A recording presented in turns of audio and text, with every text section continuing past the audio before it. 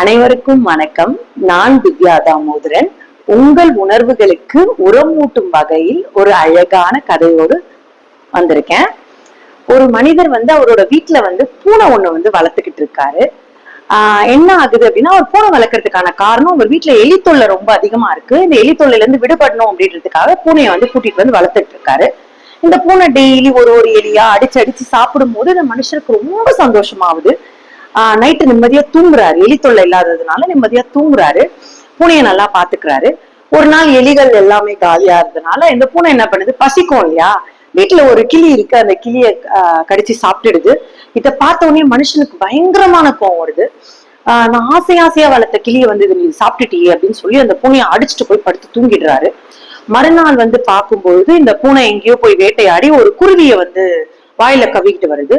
இந்த மனுஷர் கோவமும் படல, சந்தோஷமும் படல, எந்த ஒரு உணர்வும் இல்லாம போய் படுத்துன்னு தூங்கிடுறாரு. அவரு தூங்கும்போதுதான் யோசிக்கிறாரு, நான் பூனையோட சுபாவமே என்ன அப்படின்னா வேட்டையாடுறதுதான். இது தெரிஞ்சுதான் நான் கூட்டிட்டு வந்தேன். எனக்கு பிடிக்காத எலிய வேட்டையாடும் பொழுது எனக்கு ரொம்ப சந்தோஷமா இருந்தது. எனக்கு பிடிச்ச கிளிய வேட்டையாடும் பொழுது ரொம்ப கோவம் வந்தது. இப்ப எனக்கு சம்பந்தமே இல்லாத ஒரு குருவியை வேட்டையாடி எடுத்துட்டு வரும் பொழுது எந்த ஒரு உணர்வுமே இல்லாம இருக்கு. சோ உணர்வுகள் என்னோட கட்டுப்பாட்டுலதான் இருக்கணும். பூனையோட சுபாவம் அப்படின்றது வேட்டையாடுறதுதான். அது நமக்கு தெரிஞ்ச ஒரு விஷயம் தான். அது தெரிஞ்சதான் நம்ம பண்ணியிருக்கோம். சோ இதுக்கு மேல அந்த பூனை கிட்ட நம்ம கோவத்தை காட்டாம அந்த பூனையோட சுபாவத்துல அந்த பூனை இருந்துட்டு போட்டோம், அதை நம்ம கூட்டிட்டு வந்ததுக்காக நம்ம வளர்த்துக்கலாம் அப்படின்னு முடிவு பண்றாரு.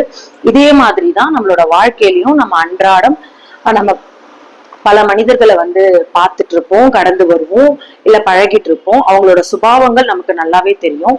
அவங்களோட நேச்சர் தெரிஞ்சுதான் நம்ம பழக ஆரம்பிக்கிறோம். உங்களுக்கு ஒத்து வரலையா அவங்கள தள்ளி வைங்க.